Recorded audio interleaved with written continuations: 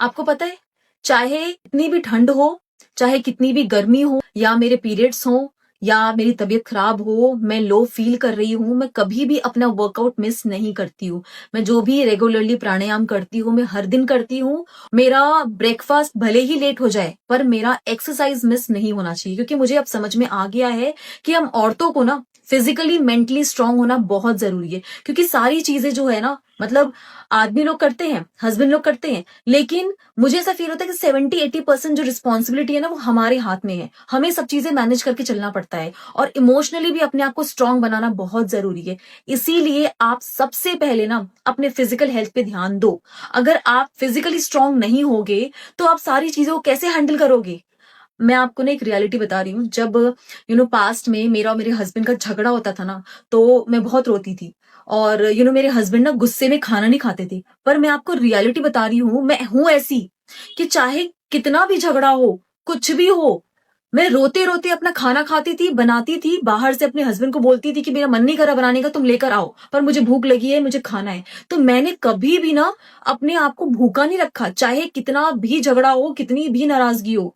मैं रोते रोते, सच बता रही हूँ, मेरे आंसू बह रहे हैं और मैं खा रही हूँ। जब मेरा मेरे हस्बैंड का झगड़ा होता था तो वो ये चीज देखते थे और मैं उनको मनाती थी कि खा लो, नहीं खाते थे, वो रूठे रूठे रहते थे।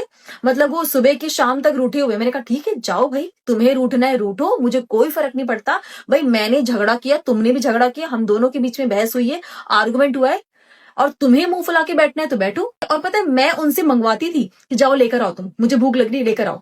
जबरदस्ती वो लेकर आते थे, वो नहीं खाते थे, पर मैं बैठ के खाती थी। मैं कहती थी भाई ये तो जिंदगी भर चलेगा, और हो गया जो हो गया, अब खाओ बैठो मस्त रहो यार। मैं उनके सामने, मैंने मंगवाया है या मैंने बनाया है, मैं उनके सामने बैठ के खाती थी कि देखो यार, गलती सबसे होती है, मुझसे भी गलती हुई है पास्ट में, मेरे हस्बैंड से भी गलती हुई है, तो यार इस चीज को भूल कर ना आगे बढ़ना है। हम, पता है औरतें कैसी हैं, हम ओवर थिंकिंग क्यों करती हैं? क्योंकि हम ना एक चीज पे स्टक हो जाती हैं। और बहुत सारे लड़के जो है ना, मतलब मोस्ट ऑफ दी लड़के, वो इमोशनल नहीं है, वो लॉजिकल और प्रैक्टिकल है। इसीलिए वो हर एक मोमेंट को एंजॉय करते हैं और खुश रहते हैं। और उनकी लाइफ में ना, हम लोग इतने इंपॉर्टेंट भले ही ना हो, पर उनकी लाइफ में हर कोई इंपॉर्टेंट है। बाकी ऑफिस के कलीग्स, फ्रेंड्स, रिलेटिव्स, हर कोई, क्योंकि वो सबके साथ अपनी लाइफ को एंजॉय करते हैं। उनकी लाइफ में हर कोई मैटर करता है। पर हमारे लिए क्या है? हमारे लिए हमारा जो हस्बैंड है और हमारे लिए हमारा जो बॉयफ्रेंड है, वही इंपॉर्टेंट है। हम ना अपनी दुनिया को एक इंसान में बसा लेते हैं, इसीलिए हम कभी खुश नहीं रह पाते। तो आप ना अपनी लाइफ में सबसे पहले अपने आप को प्रायोरिटी दो, और हर रिश्ते को, हर इंसान को थोड़ा थोड़ा, जहां आप कंफर्टेबल हो, जिनके साथ आप रहना चाहते हो, उनको दो। किसी एक इंसान पे डिपेंड मत हो जाओ अपनी हर एक खुशी के लिए, अपने हर दुख के लिए उनको ही मत ब्लेम करो।